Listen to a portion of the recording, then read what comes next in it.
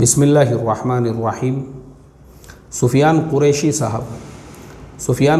صاحب کے سوال کا خلاصہ یہ ہے کہ وہ 15,000 روپیہ ان کی تنخواہ تھی اور گھر کے خرچے وغیرہ پورے نہیں ہو رہے تھے، تو انہوں نے ایکسپرٹ آپشن کے اندر آن لائن بزنس شروع کیے جس میں ان کو نقصان ہوا اور وہ بڑے ذہنی طور پہ پریشان ہیں۔ سفیان قریشی صاحب ایکچول میں یہ سب جو ہے نا حرام اور جوئے کی شکلیں ہیں، یہ جتنے بھی ہے آئی کیو آپشن ہو گیا یا پھر آپ نے کیا لکھے ایکسپرٹ آپشن ہے، یہ جتنے ایڈ آتے ہیں نا یہ سب جو ہے آپ کو جھانسے میں لینے کے اور آپ کو بزنس کے نام سے جوا کیسے کھلانا ہے۔ اسی لیے ہمارے علماء نے یہ سب چیزوں کو ناجائز قرار دیا، کیونکہ یہ جوئے کی شکلیں صورتیں ہیں، اس میں تجارت کی کہیں پہ کوئی شکل اور صورت نہیں بنتی ہے۔